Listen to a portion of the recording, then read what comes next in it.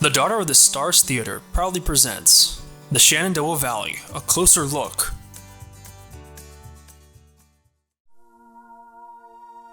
The Shenandoah Valley has been inhabited for over 12,500 years, as confirmed by the Thunderbird site near Lyndon, Virginia.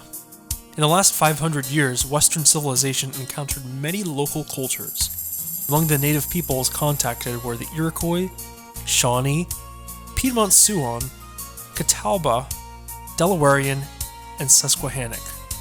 Evidence through archaeological digs in the area indicate these tribes were active in the Middletown area of the Shenandoah Valley. It makes sense to find artifacts of these various tribes in the northern Shenandoah Valley. In Middletown, the easier way to access the valley from the north, the geological area just north of the valley and including the main opening of the valley, is known as the Piedmont Plateau. The Piedmont area is a natural pathway to the Shenandoah Valley. Part of the Piedmont leads up to the Potomac River Basin to southeast Ohio, Pennsylvania, and western New York. The wider section of the Piedmont Pathway runs generally northeast to southwest. To Native American tribes, the Piedmont Pathway was known as the Great Warriors Path. The Great Warriors Path runs across western Maryland and into central Pennsylvania, where the Susquehannocks, Delawareans, and Algonquian tribes have their traditional homes. The Shawnee came from what is now Ohio and West Virginia. The Iroquois came from Ohio, western New York, and Pennsylvania. The Cherokee and Catawba came from the Shenandoah Valley from the south. These tribes are most often identified from their archaeological record left behind. Arrowheads, spear points, grinding bowls, and other Stone Age type tools that were obviously human-made are identified through different types of working marks on the stones themselves. Each tribe had their own distinct way of making arrows, spear points, and other utilitarian items. This is how the specific tribe can be identified. These tribes are the best documented that have been in the Shenandoah Valley for the last 500 years. Others are documented as having been in the area, but it is unclear and uncertain if they were members of these tribes or a moving settlement of people in the area. One report from early Western contact documented a tribe called Shenandoah that was located around modern-day Timberville, Virginia. Timberville is southwest of Newmarket to the west of I-81. Was this separate tribe that was uncounted documented? Was this disinformation? Or was it a corruption of the language or misinterpreted understanding by early Westerners? It is unclear. No follow-up or distinct tribe was later documented. There are many things known, and many still left to be discovered in the ever-unfolding story of the Shenandoah Valley. Shawnee comes from the Algonquian word, Shanogi, meaning southerner. However, this referred to the Shawnee's original location in the Ohio Valley, relative to the other Great Lakes tribes. All of this is ethnocentric perspective. From Canada, we are all Southerners. According to the National Park Service, Shawnee usually prefer to call themselves Shawano, sometimes given as Shawnees. Could these have been the Shenandoah encountered earlier? Perhaps.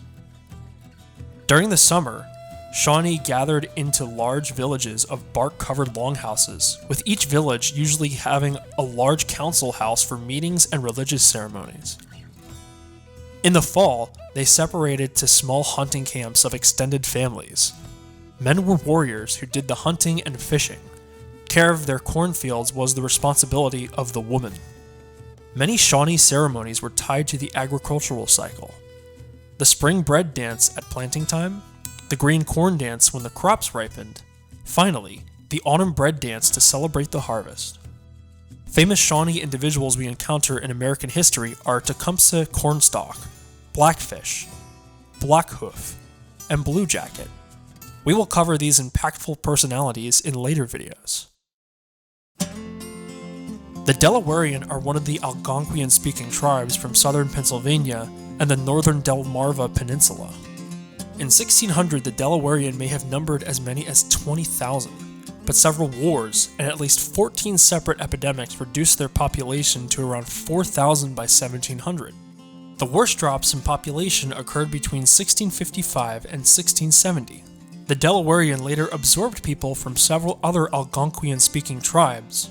The population figures remained fairly constant until 1775. By 1845, the Delawarean population had fallen to a combined total of about 2,000, which was carried forward and confirmed by the 1910 census. The current Delawarean population has recovered to almost 16,000, most of whom now live in Oklahoma.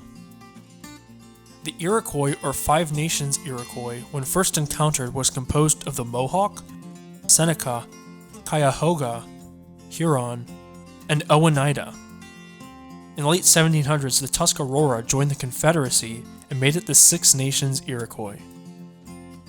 The Iroquois are one of the most influential Native American peoples in American history. Our current Constitution took many elements of organization and operations from the Iroquois. The Iroquois women were in charge of the longhouse. If a warrior did not behave properly, his things were placed outside of the longhouse by the house mother, and the warrior had to find another place to live. This practice is still common in modern society when couples split up. We will do a much deeper exploration of the Iroquois in upcoming videos. From the south, the Catawba and the Cherokee entered the Shenandoah Valley. The Catawba were one of the tribes that sided with the colonists in the American Revolution. The Catawba were decimated by smallpox epidemics. The tribe still survives today, now centered in Rock Hill, South Carolina. The Cherokee are another well-known Native American tribe. The Cherokee were referred to as one of the civilized tribes by Western cultures. The Cherokee had their own written language and alphabet created to pictorialize the Cherokee language. The Great Sequoia, or George Geist, invented the Cherokee alphabet, and it was adopted by the Cherokee Council in 1821. The Cherokee lived in log homes similar to early American settlers and are still part of the American tapestry today. After gold was found in North Carolina, the U.S. government wanted to move the Cherokee from their native lands. The Cherokee responded to the demand to move with a novel approach. The Cherokee took the U.S. government to court in the case Worcester v. Georgia. The Cherokee Nation won in the U.S. Supreme Court. Chief Justice John Marshall wrote, "The Indian nations has always been considered as separate and distinct political communities, retaining their original natural rights as the undisputed possessors of the soil. Even though Native Americans are under protection of the United States, protection does not imply the destruction of the protected." President Andrew Jackson simply went around the ruling. Jackson had the Army remove the Cherokee from their native lands in North Carolina. The resulting Trail of Tears was one of the sadder chapters of American history. We will explore this topic in more detail in later videos. There is a rich, deep, and diverse Native American story in the history of the Shenandoah Valley. We hope to bring you many more histories and insights in upcoming videos. If you like this content, please like and subscribe, and may you find your guiding star.